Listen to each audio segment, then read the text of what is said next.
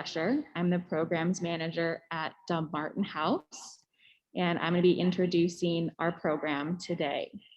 So today's program, the Black Georgetown Community History Project Family Archives, is sponsored by Dumbarton House, Georgetown Heritage, the Mount Zion Female Band Union Historical Park Foundation, and Tudor Place Historic House and Garden. And our program today is sponsored by the National Trust for Historic Preservation. So to get started, I would like to introduce our 5 panelists who we'll be speaking with today. First is Neville Waters. Neville Waters III currently serves as a public affairs specialist with the Department of 4 Hire Vehicles. His previous work experience spanned the sports and hospitality and media industries, with his professional career beginning in the music and radio industry. Neville is a 5th-generation resident of the Georgetown neighborhood in Washington, D.C. He graduated magna cum laude from Springfield College in Massachusetts. Neville also received a master's degree in psychological services from Springfield College. He later earned his MBA from Georgetown University. And today, we will be looking at items from Neville's family collection, things that relate to this neighborhood and its history, as well as Neville's family history. And we're very grateful to him for allowing us to look at these objects because they're really interesting and really cool. Next up, we have Samantha Hatton. She's the collections manager for Dumbarton House. In this role, she oversees the care of all the objects within the collections and archives. Sammy holds an MA in Museum Studies from the George Washington University and a BA in History from Ohio University. She has previously worked at the Smithsonian's National Museum of American History, United States Holocaust Memorial Museum, Montgomery History in Rockville, Maryland, and the Ohio History Connection in Columbus, Ohio. Next up, we have Bryn Cooley. She is the collections manager at Tudor Place Historic House and Garden. She cares for the objects and archival materials in their collection. Bryn holds an MA in Museum Studies from the George Washington University and a BA in English Language and Literature, History and Humanities from Valparaiso University.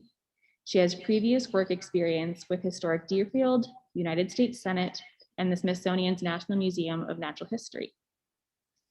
Next, we have Dr. Keith Gorman. He's the director of the Booth Family Center for Special Collections at Georgetown University.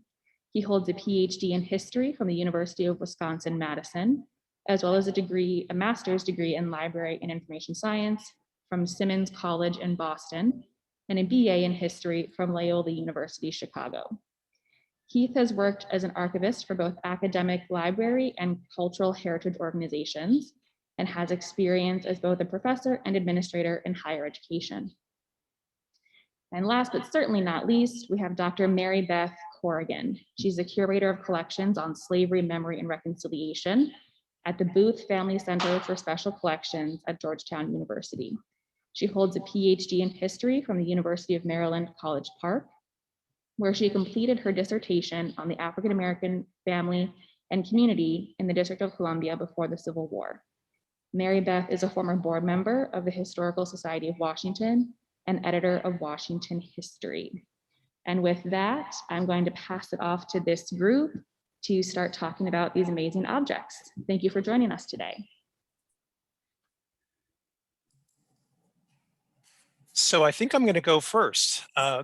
Good afternoon. I'm Keith Gorman, and I want to thank you all for your interest in preserving your own family's history or community history. I know that the responsibility of archiving your family papers can be both exciting and challenging, but what you're doing is very important and much appreciated. I always remind students that all the world's archives, libraries, and museums combined, their holdings only represent a small sliver of the creative work produced by human civilization. The majority of records have been lost to fire, neglect, war, natural disasters, community violence, or state repression. So please know that what you're doing is playing a critical role in expanding our understanding of our shared past. So my colleagues and I will be discussing the methods to preserve books, photographs, documents, and scrapbooks. And each of these items has its own challenges in terms of preservation based on materials used and the techniques used to construct them. But our goal is to provide you with some clear and simple steps to support your efforts. So before we look at my item, I wanted to just talk about prep. And I always make a recommendation to find an uncluttered flat surface where you can spread things out easily. A desk or a kitchen table will do. And then make sure that no other items are nearby, no food or coffee. And then do a quick wipe of the surface with a damp paper towel and then dry it off. My recommendation is then wash your hands before you handle the items. And depending on the item, you don't need to wear protective gloves, especially when you're working with papers and books.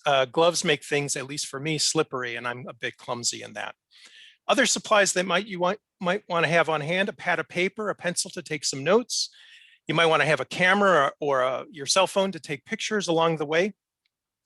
And I always recommend having either quart size or gallon size freezer bags available if you're gathering unattached items that might fall out of a book. So I'm going to be talking about books today.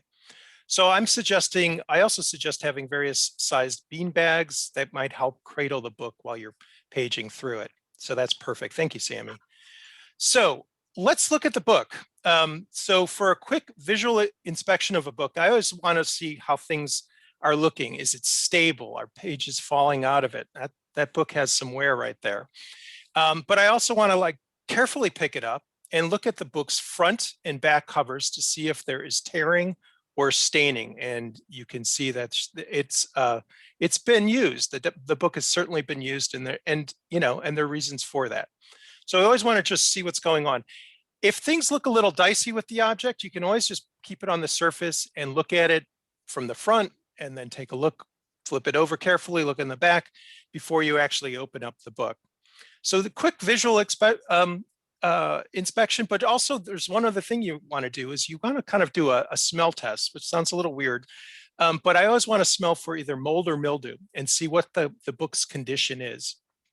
And I'm also looking for evidence of potential pests like silverfish or roaches. So these are things that happen. It's an organic material. Critters like to find books especially, so it's an ongoing battle.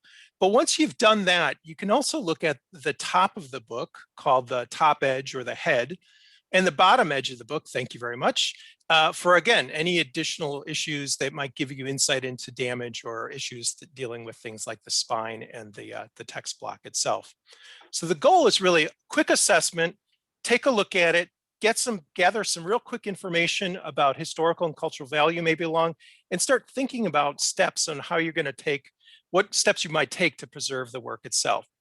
All right, so let's open up the book itself if we can. And Sammy, I know that's going to be a little difficult for you. So usually you put it on the table to always prevent things from falling out. And then you don't want to put a lot of pressure on the binding too. So just carefully open the book, slowly and carefully start paging through the work. And what I always look for first is some signs of the book. If it's a published work, you want to look for a title page. Maybe there's information of the publisher, when it was created. It's not always clear. And if it's more of like a manuscript or a journal, you may not have that publishing information, but you might have the name of the creator, information about the family. If it's a personal Bible, you a lot of times are looking for genealogical information of family names, births, deaths, that sort of thing. So you want to kind of go through it. And as you're looking through it, you might get a little more information about the owner, the provenance of it, how long it's been held in the family. Things may come along, but I also want to do other things too. Again, you want to look for damage. You may want to look for writings in the book if there's any information about that. Marginalia, things in the columns of people commenting on things. That might be there. And the other thing that I do is I look in what's called the gutter of the book. It's sort of the crease within where the pages come together. And a lot of times, I do this all the time, drives my wife crazy. I tuck things into my book, photographs, letters, postcards, as a placeholder. And some of those things, if you tuck too many of them in, it may pull on your binding. And so you may want to, at some point, remove them, but you want to note where they are. There may be some significance there. And along the way, you may find some gems. A lot of times when I'm looking at old books, you might find pressings of flowers in them. It's just a wonderful surprise as you're going through that. But I also look for things like Scotch tape, duct tape. Everyone's sort of taping things. Post-its are big, paper clips. Take note of them when you're going through the book later. Definitely remove the paper clips and the Post-it notes. The tape I would probably keep because trying to get that off, you're probably going to exert more damage than less. So just keep that in mind as you're going through it. But you go through, and in this book, we noticed that there weren't really missing pages. There weren't really significant tears. There was a lot of fragile flaking of edges of pages. The book had certainly been used, which is really promising. And in the case of the book, if Sammy, if you could show the cover of it, I was fully prepared to find this to be a Bible because it says, you may not see it, but it does say Holy Bible on it. As an elaborate cover. And the book covers seem to, thank you very much. Oh, that's great. Seem to match. And so walking into it, and the good news was the text block I thought was looked complete. So it was a pretty solid book. And then so straightforward, and let's open it up and take a look at it. And what do we find? It's not a Bible. In fact, it's something rather different. The published text inside is by an African-American author named William Still. The title of the book is The Underground Railroad, Facts, Authentic Narratives, Letters, etc. The book was really an edited collection of personal narratives of African-Americans who helped bring people to freedom, as well as some personal narratives of folks who escaped slavery. William Still himself was an abolitionist and an active participant in the Underground Railroad. The work was published in 1872. So I did a little research on it, and I knew about the work. It was actually quite a popular work. And what was distinctive about the work was it had a fairly plain cloth cover, but on the cover of the book had the initials UGRR, so Underground Railroad. So it's a wonderful story where you're opening a book thinking you're going to see one thing, and then you find something completely different. So in the Q&A, I'm definitely going to ask Neville about this of like, why is this going on? What's going on here? In my mind, it might be just a simple explanation of people repurposing old book covers to help preserve a very cherished work. So it's a wonderful story and a great surprise for us because it is a really interesting artifact and published work itself. Okay, so really quickly for me, assessment and recommended steps. The assessment is the book is fragile, book covers are detached, the text block is complete but in rough shape, and we didn't find any significant writings or readable writings, at least in the book, to determine the original owner. What's the treatment plan? For many books, the treatment's really to take only minimal steps to stabilize the work. This book is 150 years old.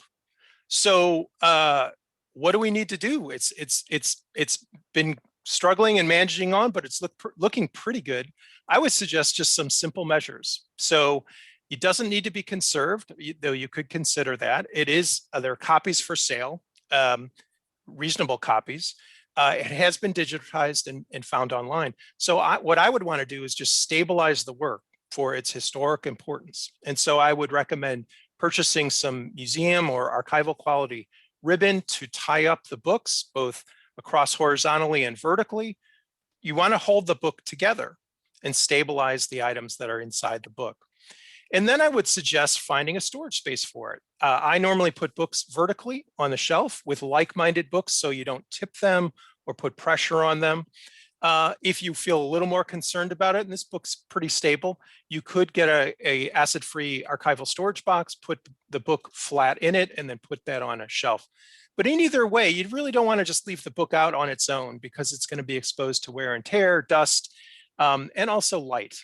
So along the way, though, this is my one recommendation would be to take some notes and pictures because it is so fragile. You don't want to keep opening the book up just to start looking at it again and again. That starts to create some wear.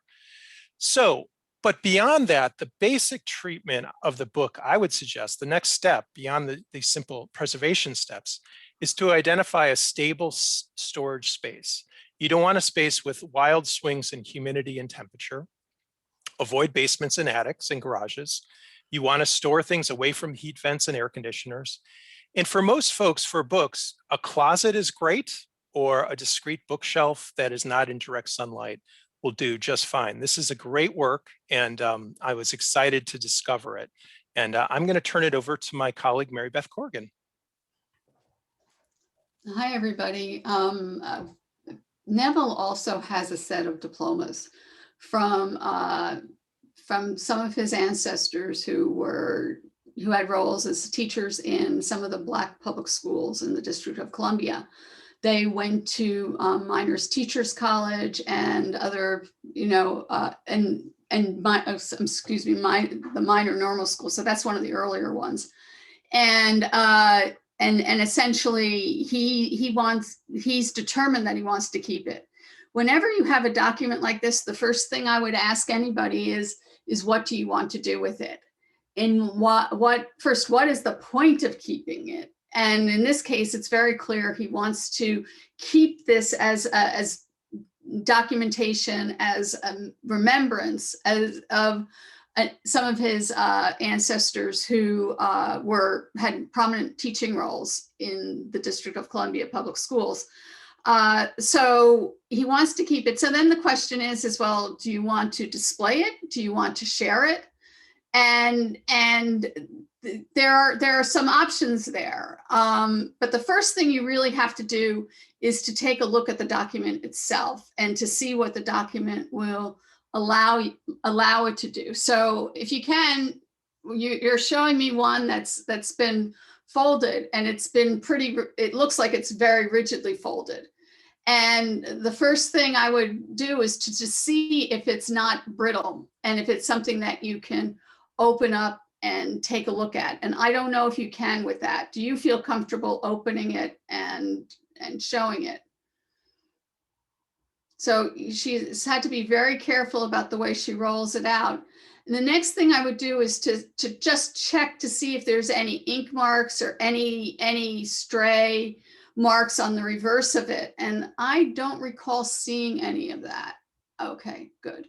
And actually then this gives you a good view of some of the next things I would check into, because paper is a chemical compound and it reacts to moisture. So even if you're careful with it and you think you've got it in a great place, the moisture can really do a lot to degrade paper. And paper itself it can attack itself because it's an acidic substance, and the acid can eat it. So it looks like you've got some evidence of the browning from some of this aging, but you also need to check to see, and I'm looking like extra closely myself, you also need to check to see if you've got, spots that indicate mildew or mold on it. And that's the most important thing. And it does look like there's some spotting on it, probably from some mildew. So, essentially the ideal thing is if you could see if you can flatten it and dry it out.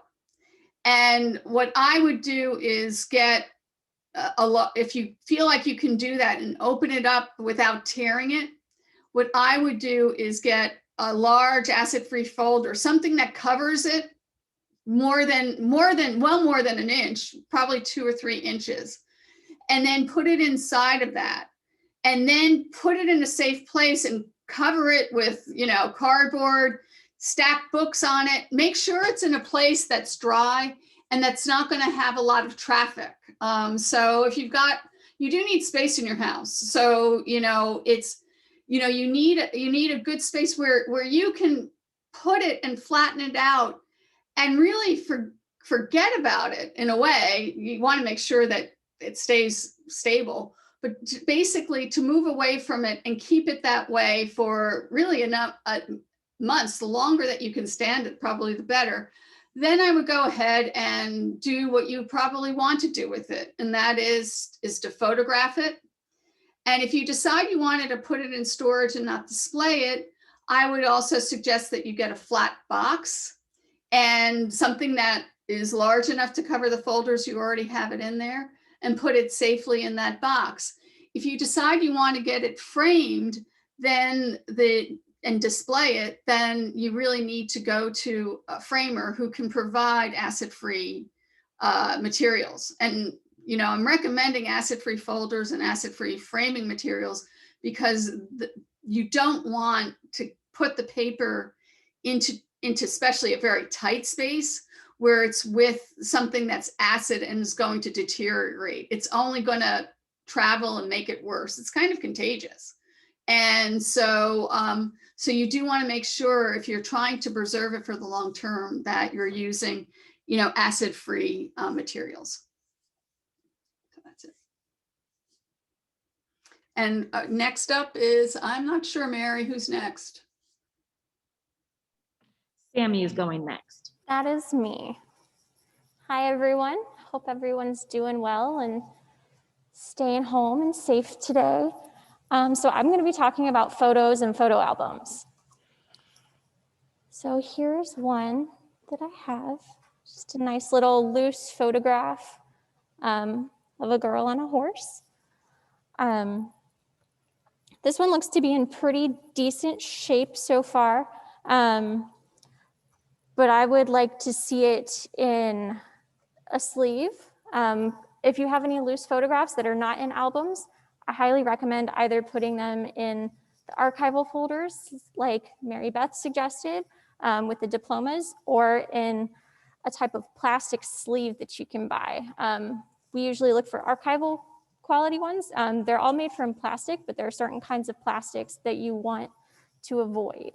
The one that you most want to avoid is called polyvinyl chloride, or PVC plastic. It degrades over time, and when it does that, it'll yellow and it'll start off-gassing and it'll smell like vinegar. So you want to avoid that kind of plastic. So you would want to look for like a polyethylene or another kind of plastic. And then I have a couple others here that are also loose, but they look like they came out of maybe a scrapbook or a photo album. You can see kind of adhesive residue on the back. And as Mary Beth and Keith said, if you find any tape still, I would avoid it and leave it there. But try to keep it away from other objects because some of this still has a little stickiness to it. So I would keep those individually within the plastic sleeves. But if you have any that are paper clipped or rubber banded together, I would get rid of the paper clips. Metal is not good for paper objects. It'll rust over time. And rubber bands, they'll start to dry out and they'll actually stick to your photographs or paper, and it's not good. But you can get plastic paper clips if you do want to keep things together that way. And then I have a nice photo album here, a wedding album. And for something like this, I would, if you want to keep it together, sorry, lost one of my earphones there. I would try to scan it, and before you take it up, if you want to attempt to take it apart, scan it, make sure everything is like documented in what order it was in there. Take photographs if you don't have a scanner, and then as gently as possible, take things out if you can.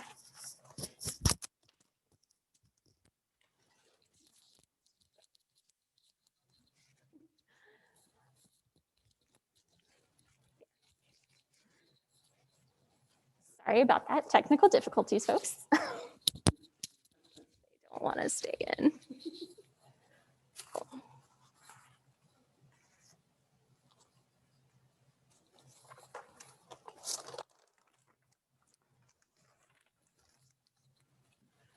So here we have these, they're kind of popped into the corners here, and they should be these ones are fairly easy to get out, but you might find some that have like a backing that's like a paper backing and you just can't get them out. I would leave those as is. But most of these inside, it looks fine, but the front cover actually has, you can see that some moisture has gotten in there because it's a plastic coating and somehow moisture got in there. And so we see a little bit of mold in there. And you want to get that away from your items. I think we're good there. Thank you. And then that is all for me. I'm going to pass it to Bryn now. Great. Thank you, Sammy. And my objects are 2 scrapbooks that we found in Neville's things. And scrapbooks are sort of the holy grail and also like the biggest curse for archivists to find and to deal with. They combine everything that Sammy and Mary Beth and Keith have been talking about. They're kind of books. They kind of have important documentation in them. They kind of have photographs in them. And it's all kind of combined in this difficult to handle conglomeration of objects that may or may not like each other and may or may not be able to stay together long term. So Sammy held up those 2 scrapbooks and they were in a plastic bag, which isn't super stellar for them. So one of the first things I would recommend for these 2 would be to get them out of the plastic bag. The one that Sammy just held up was in pretty good condition. We have a really great comparison here of Neville's scrapbooks, one of which is doing okay and one of which is not doing quite as well. So here are some of the things that you're going to look out for on scrapbooks. There are a couple of things that will indicate to you if you need to dismantle the scrapbook in one way or another.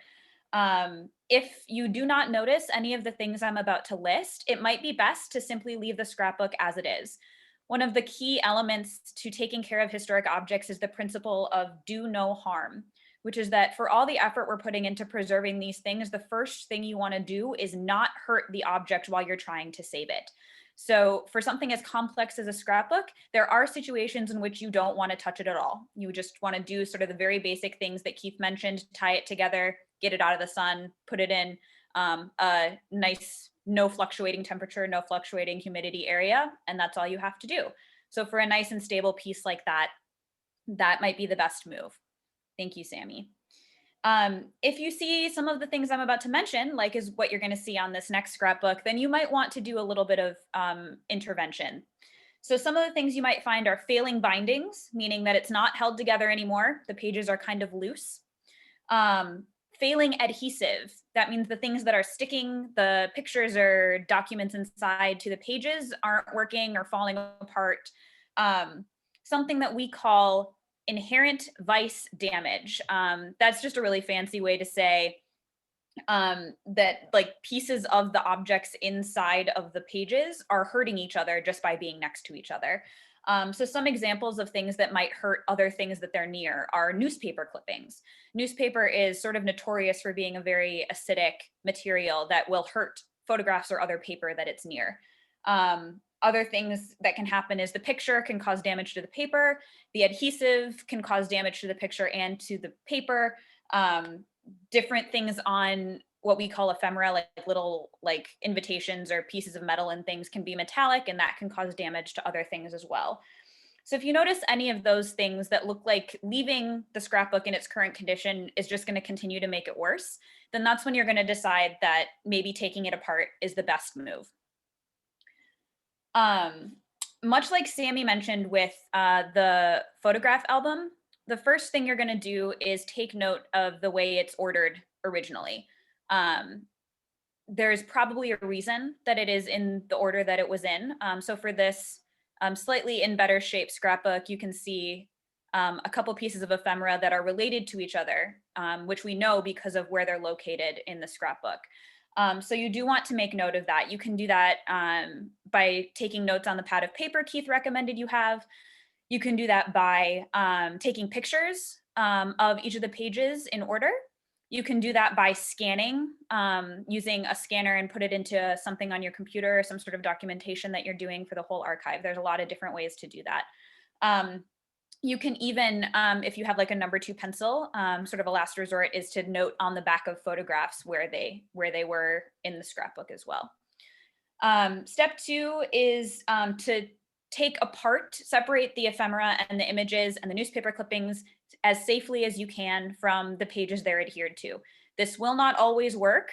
And if you are in danger of hurting the historic piece, the photograph, the newspaper clipping, something like that, you do not have to continue.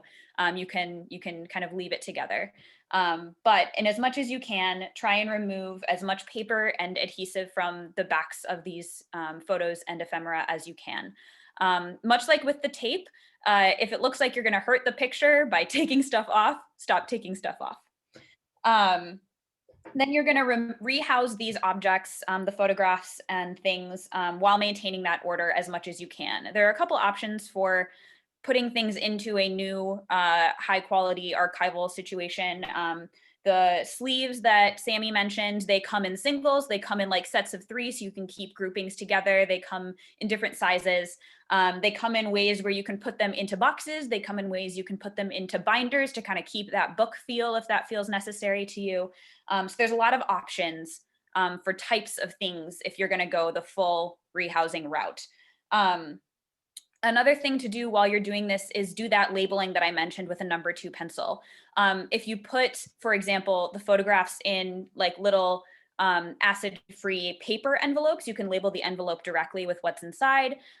You can have little labels on the plastic sleeves that you label, or again, as a last resort, you can label the back of the photograph itself. You want to put as much information as you think is a good idea on that. If you know who the person is, if you know around when it was taken, the order in the scrapbook, things like that are all going to be really helpful to someone who uses this later, which might even be you. And then the last step, as everyone has mentioned, is to take these beautifully rehoused pieces and put them in a safe box, acid-free, lignin-free, and put it in a stable area with as little light as possible for long-term storage without much temperature and humidity fluctuation. So I hope that some of the things that each of us has touched on, including some of the core elements of how to preserve these things, are coming through a little bit. You don't have to do the whole hog of preserving the entire scrapbook to what we would call quote unquote museum quality to keep your things safe. You really just have to, get it out of the basement, do as little as making sure that the humidity isn't fluctuating quite as much in the area that it is, and you're already taking steps to preserve it long term. And that is all from me. Thank you. So if you did not catch all of that, if you didn't have a pen and paper with you, don't worry. I wrote it all down. We'll have a handout available with some links for more information if you're curious or have a more serious issue that you want to deal with. We have some resources that we will send out after the program, so do not fear. And now we're going to hear from Keith and Mary Beth. They're going to tell us, so let's say you took apart your scrapbook, you scanned everything, and now you have all these pictures. How can you share that? How can you make sure that other people have access to it as well? And they're going to talk about community archiving, and then we will hop into Q&A. Thank you, Mary. So we've talked about how to handle and evaluate collections, determine their cultural value and preservation needs. And we've outlined some very simple but effective preservation tips and methods to empower you in your work. Given that there may be other archivists or memory keepers in your community doing similar work, we thought it seemed to us at least that individual preservation efforts can, depending on the community's interests and needs, lead to a discussion of developing an archive that's created by community members, used by community members, and the collection stays within the community. So we wanted to touch briefly on the topic of community archives. So the big question for us always is whose archive is it? So we know for many years, decades, hundreds of years actually, community organizations and churches have for some time devoted resources to preserving their shared past.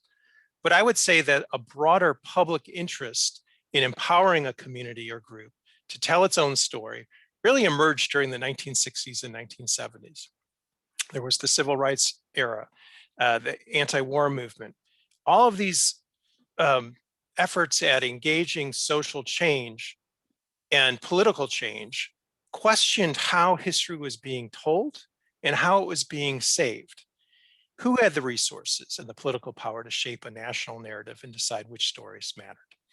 So there was a growing awareness by the public and also by historians that the historical record had significant absences. Certain groups had been ignored and their achievements minimized. And for many community activists, there was a shared frustration that historians and archivists were seeking to appropriate and tell that community's story for themselves without any really interaction between them, not asking them for anything. So what we're looking at is communities who are looking to find alternative ways to document their own past without reliance on outsiders, that being archivists and scholars.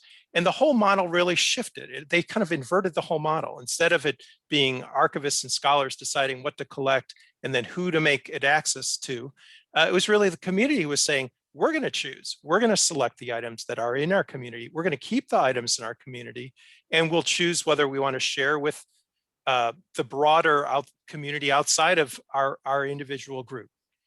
And so what's fascinating and really exciting about this is that you had community members determining their own scope, their focus, their use, the contents of a collection, and seeing themselves as empowering a community to tell its own story.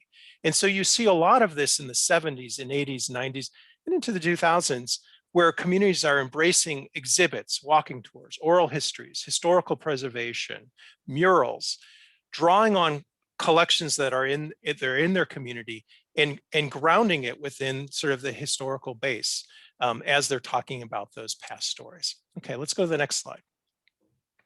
So how do you do this? That's the big question. So this is where we were thinking about this a lot of, well, if you have people already thinking about preservation and history, maybe you should try to, you probably have already done this informally, identify those individuals who might have common interests in preserving that individual or collective memory or family memory, and start having conversations with them. Pre-COVID, it was probably over a cup of coffee. During COVID, it's probably over Zoom, but you can find out beyond just talking about what they're doing or how they're doing it and sharing tips and tricks about preservation. It's really finding out what their mutual concerns are. Like, are they worried about cultural appropriation? Are they concerned about losing their cultural heritage? All those things really matter. And so beyond doing that, you can find out along the way, informally, what individuals have, what types of documents they have, what challenges do they have? Are they documents, images, artifacts, stories?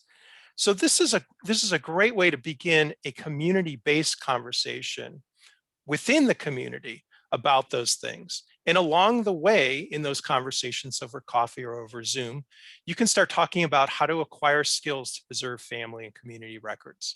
There's a lot of resources. We're going to share some with you. So in some ways, you almost become a hub of information to share out to other folks in the community.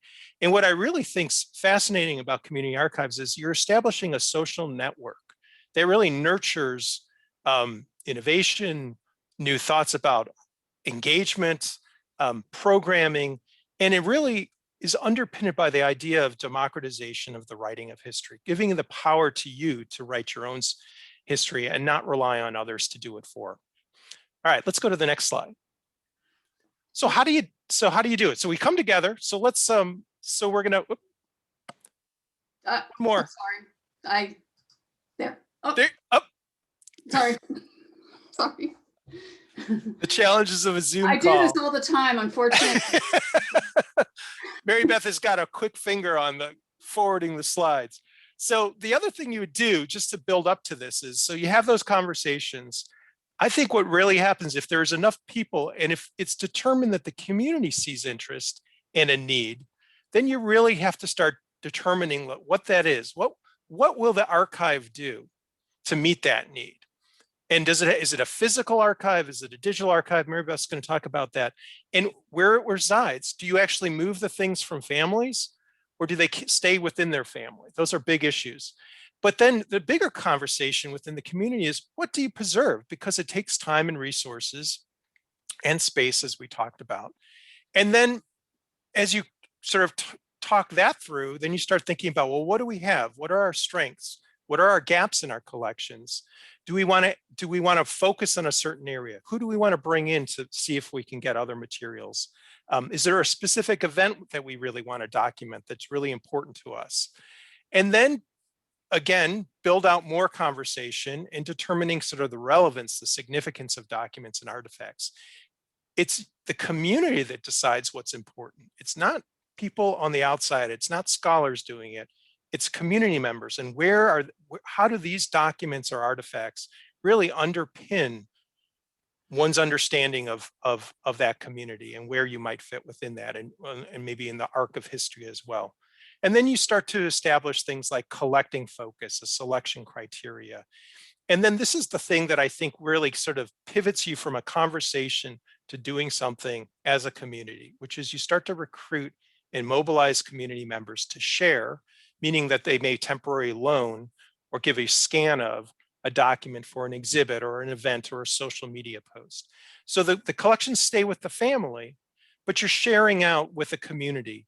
And you start to see that there may be overlaps, like someone down the street may have something very similar. And so then you start to think, well, gosh, we actually have a bigger collection or stronger collection than we thought originally we had. So I'm going to turn it over to Mary Beth, who's going to we're going to springboard into sort of where do you really go next in terms of building an archive. Okay, this is a little bit humbling doing it with this audience, because I know probably a number of you are already involved with community archiving. I've been working with people doing DC history since, well, longer than I care to admit, probably since 1991. And so I've seen a lot of community archiving efforts firsthand, and I've seen some go and I've seen some be very effective. But basically, community stewardship 25 years ago required finding a common storage space. Usually it meant physically reorganizing and documents and artifacts and photographs, and then boxing them and finding shelving for them. Also, in terms of collecting oral histories or collecting videos, that was more difficult because of the equipment involved, but also the preservation of audio and video is really tricky. It involves usually putting things, if you're doing it absolutely correctly, you're not only finding a dry space like you would in a storage space, you'd be literally looking for cold storage, and that's very difficult. The big thing is that it often involved the absolute transfer of family documents. And that is a collecting obstacle right away, because not many people are willing to give up their Bible or their William Still edition that looks like a family Bible to people. And you did it did require work. It required keeping detailed records of what you were holding and where it was physically. Digital collections have opened up opportunities for people interested in community archives. For one, compared to finding storage space, it's relatively inexpensive.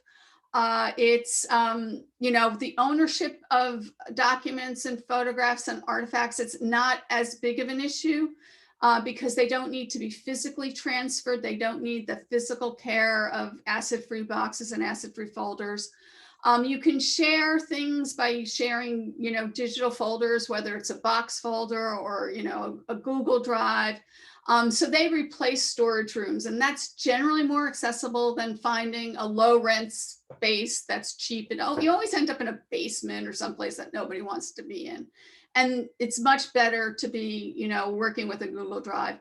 And the only disadvantage I see is that you do need to keep detailed records of holdings, and that's important, but you also really need to keep records of digital files and digital objects. And that means making sure that the medium is up to date, and it's getting somewhat easier now that PDFs and MP4s are kind of ubiquitous, but you have to look out for changes in technology, and certainly you have to keep the information on the objects. But one of the nicer things about it is that you can create community events. You can organize people to come together and get a scanner and basically have scanning days, tell stories to each other. You can also, conduct oral history interviews and even record panel discussions. But oral history views are always it's always nice to get older people and younger people together and to talk things over. And it's much easier to record these and to tape them and to store the digital objects. And the photograph right here is from the Dolman Black Heritage Museum, which actually for years was kept in somebody's house, and they would have people come by. And I don't know if you could see how narrow it is and what a problem that is. And I was involved in helping them make recommendations for storage, and they just moved it out in 2019. So, the money, all of that is really critical. And so there are a lot of obstacles. Now there's also, it's also a lot easier to share collections, and I've made the recommendations really kind of in order of expense. Social media is obviously super inexpensive. It really just involves coordinating efforts and making sure you have the material and getting a consistent message. So it involves creativity. There's a lot of, you can be very creative, but it's also very accessible. Public programming is, if you can find the space and cover the costs of getting a space, you can have lectures, panels, workshops. Zoom offers a lot of opportunities for people to bring together people who don't have to necessarily leave their house to go. You can create websites featuring timelines, maps, and narratives, and there's a lot of tools out there for helping with creating very visually attractive products. Filming, videos, you can develop online exhibits, and you can also even create a digital collection. You can scan your materials, share them, just describe what it is you have, the identities of the people in the photographs, oral histories, photographs. Again, this is something a little more complex. It would involve, server space, but it might also involve technical knowledge. Omeka is an easily accessible program, but it does require there's a learning curve to use it. Finally, the other thing I recommend is you can begin to seek out partners with repositories. Certainly in the local area, the DC Public Library has been very active in documentation efforts. They've been working on creating a civil rights movement collection to document the civil rights movement in DC. The Go-Go collection and Punk collection have brought out tons of fanzines and people collecting music and posters. So they've been scanning that and creating a digital collection of that. The DC History Center has long had an interest in the architectural history of the city, and they've been having several programs training people in street photography. And I think many of you have probably seen the report in yesterday's paper by John Kelly saying that they just took their first Born digital collection consisting of street photography that features 16th Street. Finally, there's funding sources for these activities, generally within the $5,000 to $10,000 range. I haven't checked the guidelines, it's been a while, but the Humanities DC has, they not only fund oral history projects and online exhibits, but they also provide a platform to share it. So, the DC Commission on the Arts and Humanities really should be overlooked. I mean, their focus is on public presentations and performances in public arts, but that might be a way of creatively expressing what you find. The other thing too is that there's no harm in checking into these, making inquiries and talking to people, because you can learn from experience and they can help you connect with other people with your interests. Finally, I think you're all aware that at Georgetown, we've had a reckoning regarding our relationship to slavery and race. Since 2015, our department has been very active in terms of providing information to the university, and we've been responding to the university's mandate to begin to make our collections more accessible. And we really have made a great progress, especially within the past couple of years, in terms of making our collections more public facing. We've compiled a page called, it's basically the resources available at Lowinger Library. And it brings together a lot of the digitization projects, but also a number of the digital projects that students have been working on. I'm going to talk about a couple of them in a second, but the students have been very active in producing content, and the library has been a host to that. We've assisted in creating that. We've also created a research guide to the materials in our arts collection, rare books, manuscripts, and archives related to slavery, memory, and reconciliation.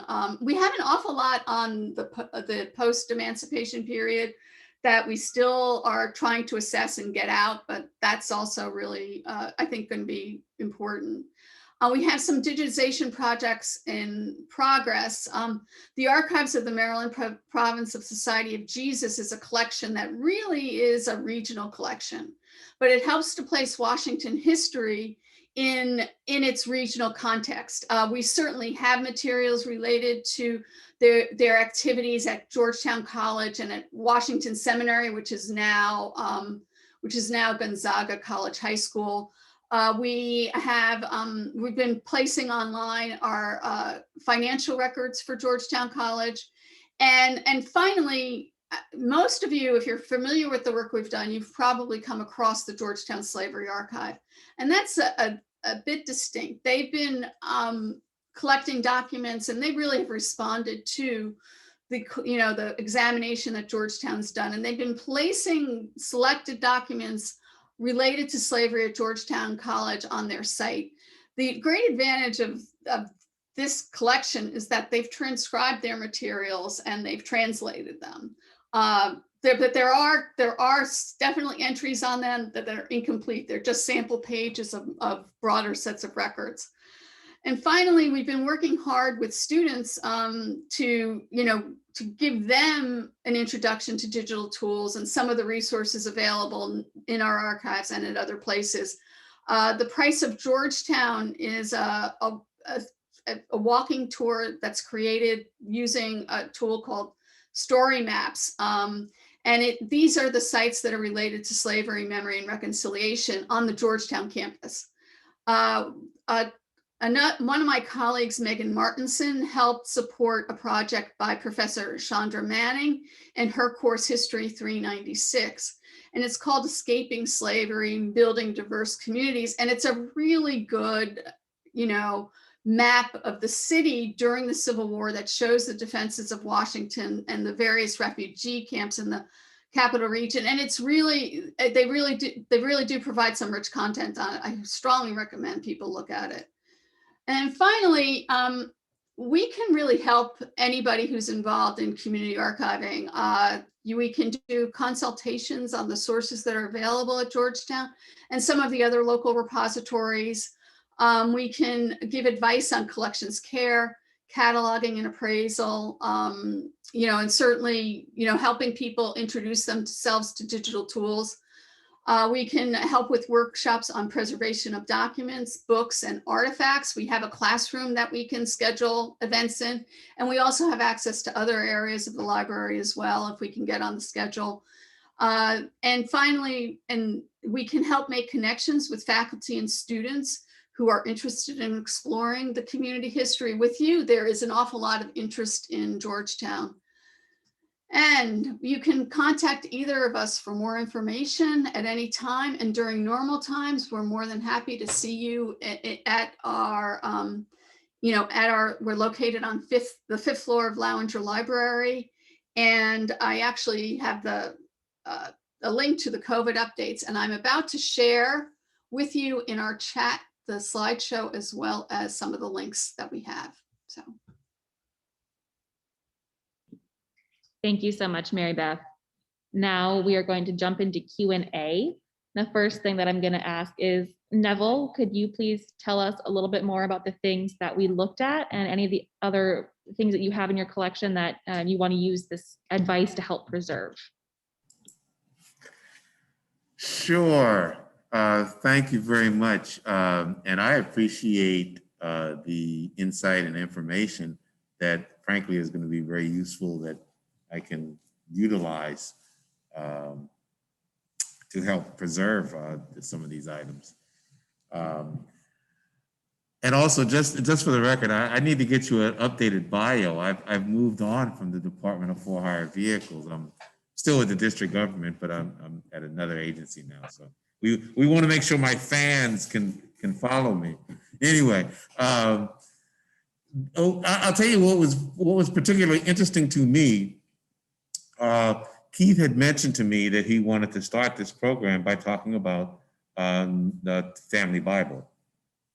And I honestly did not know what he might have been talking about because I did not think that it was a family Bible. And honestly, I had not noted even that the cover had said family Bible. So I was anticipating him talking about a family Bible that I didn't know. So in many ways, he shared some knowledge with me while I was pretty certain it wasn't a family Bible. I wasn't aware that it was William Still, who obviously has a major place in the history here in Georgetown. So I'm excited to go back and look at that document and see what it is. I had multiple questions for Keith. I'll tell you the thing that for me, that was particularly also interesting. I believe Sammy held up a picture which had, I think that was my aunt on, I think it was a Shetland pony in front of my house, literally on P Street. And on so many levels, I'm like, okay, so they had little horses on P Street, and I guess it was like her birthday party or something, and to think that, well, first of all, to think that they actually had horses on P Street, but that picture is always so remarkable to me. But and at least for me, I thought my major challenge was going to be trying to collect all these various pictures. So figuring out what to do with pictures, particularly, nowadays everything is on our phone or digital. My family has always taken a lot of pictures, and I have a tremendous number of loose pictures. And so trying to figure out what to do with them. In some cases, I honestly don't recognize or don't know who the people are. So that I would want to be able to share them with other people who might.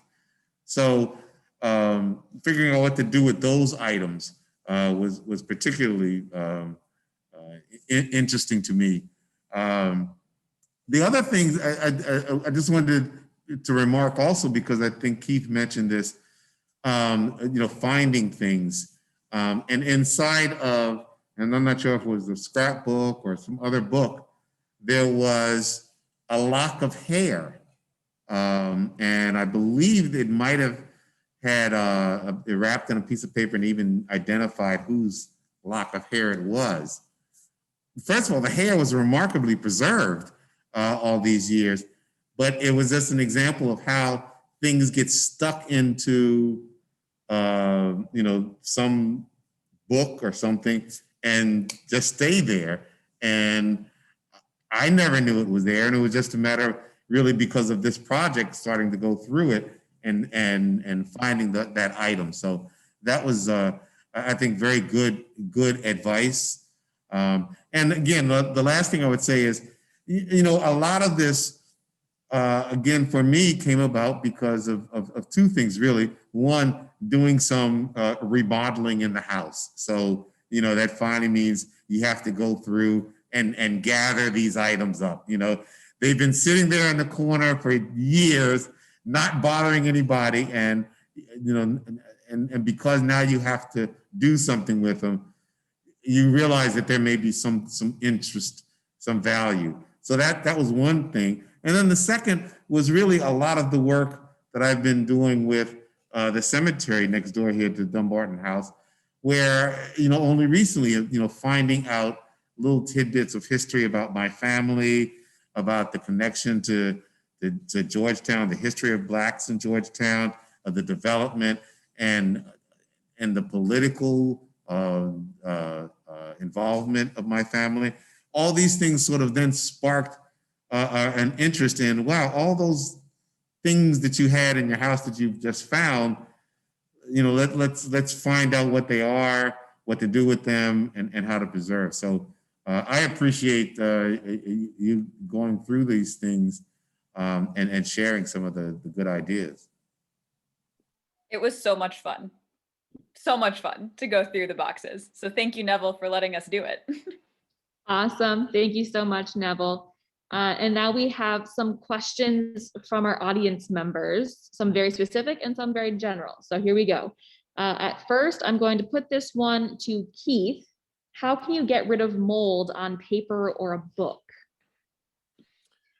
So that's a really good question. And it's an issue that I was going to touch on, and I thought maybe we should save it for Q&A. So I told you about the smell test, mold and mildew, and you can definitely observe, and we all talked about that, just seeing what's going on. The first question I would ask when I look at it is it active or is it dormant? So is it blooming? Is it doing something?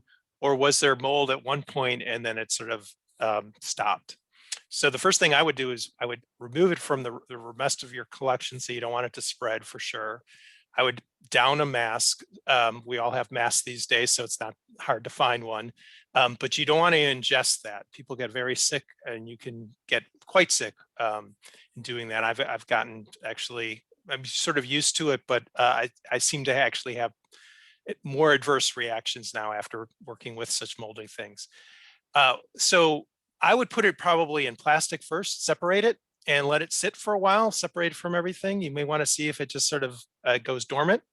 And then there are different treatments, whether you have a wet item or if you have a dry item. I'm not a conservator, but what I have done in the past is dilute some alcohol, and there is a lot of YouTube videos on this actually. And also pamphlets that we can follow and give you a link to. And I would do probably some spot testing with maybe a Q-tip if you don't have anything more, and gently do that. You can also do something if it's dormant. You could use a brush and gently brush off some of the mold and see what's going on with that. I would not get too intensive with it. You don't want to damage anything. It would be just a gentle thing and see where it's at. My goal would be to just contain the mold, and so it wouldn't spread to anything else, and then kind of assess the situation. If it was in an archival situation, what we do is we put things in plastic and we put them in a deep freeze, and then we send it off for conservation. I've been fortunate working in a lot of different repositories with conservators on site, and they'll do the work. But that stops the mold directly. But we don't have that, we can't put all books in our freezers because we've got frozen pizzas in our freezers. But you can do some containment inexpensively and then assess the situation. Awesome, thank you. The next one I'm going to send to Sammy. Sammy, do you have any recommendations for where to find archival materials that you guys have been talking about? Yeah, so there's a lot of options for that. As a museum, we usually go for a few different companies. One of them is called Gaylord Archival. They have ranging from the folders and sleeves we talked about to boxes. I actually have one of these on my table. This is a book cradle, so it helps support books when you're looking at them if they're fragile and you can't open them like the full way.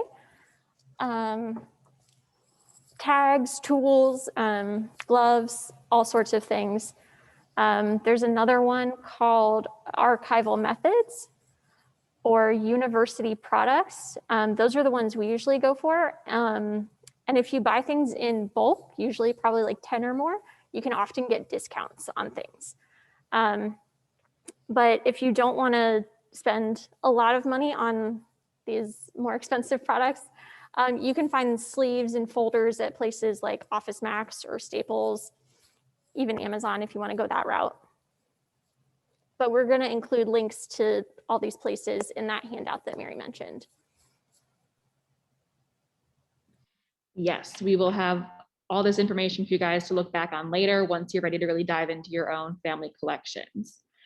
Up next, I'm going to send this one to Bryn. Do you have any tips for labeling hard copy photos? This person says that they imagine writing on the back of them can cause some problems. So what do we do about that? Are there kind of labels that you can add or anything like that? Yeah, that's a fabulous question. There's kind of like tiers of how to do it. So like last resort would be to take a number 2 pencil, a pretty soft pencil, and do a very light identification on the back. But as you noted, sometimes writing on pictures can be daunting. You don't want to have anything poke through or damage the front face of the photo in any way. So we recommend slightly more either getting an acid-free folder to like even just acid-free paper folded in half can be fine for a photo to go in and then you write on the paper.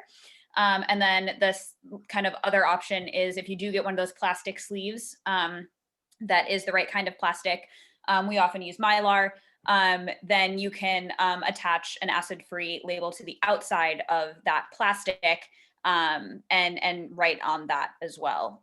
So again, sort of there's a lot of different options and none of them are wrong, but some of them might protect your photographs a little bit better. I generally don't recommend sticking anything to a photograph directly. Avery labels, while they're really great for like putting on the outside of file folders and stuff, the adhesive can damage your photograph over, 10, 20, 30 years. So, and they don't always stick that well, like long-term either. So I would definitely avoid attaching anything directly to the photograph front or back if you can. Thank you. Okay, Mary Beth, I know you answered this question in the chat, but could you please tell folks how they can access the collections at the Booth Family Special Collections Center, if they can get in there and do any research right now?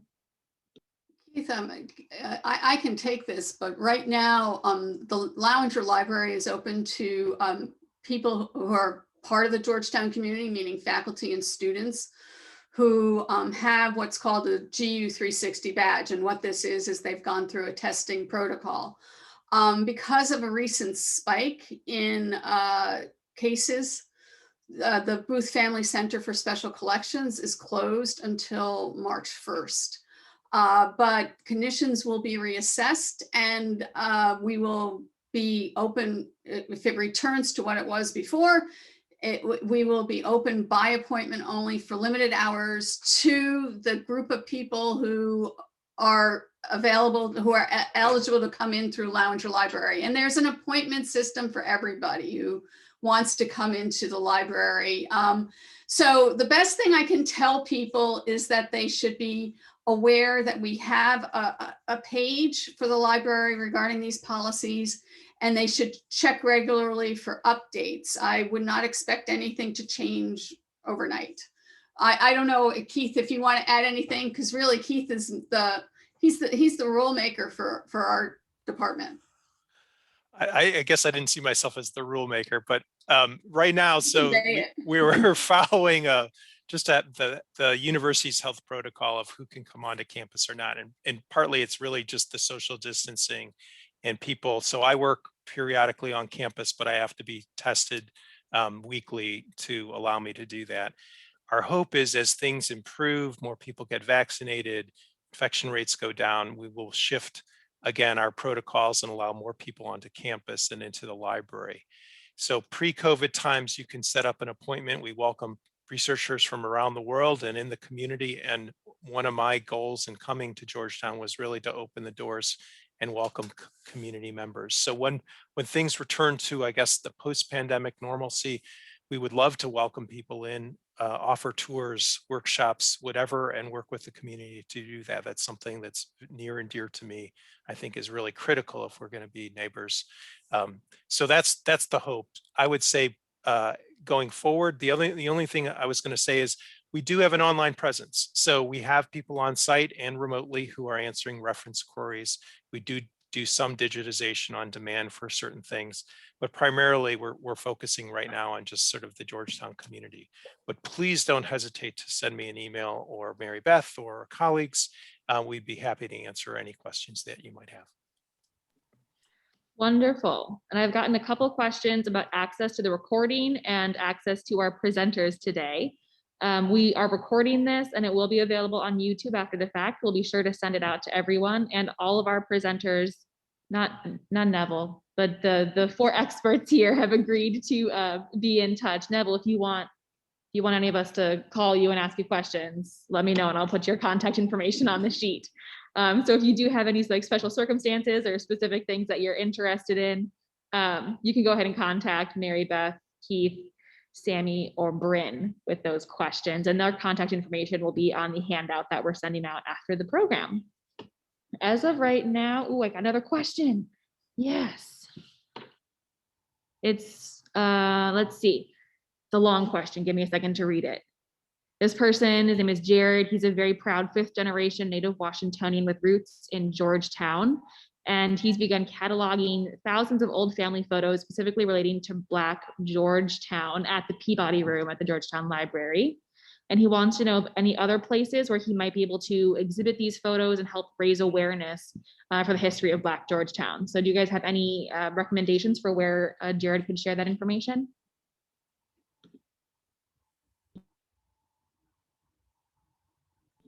First one to unmute gets it.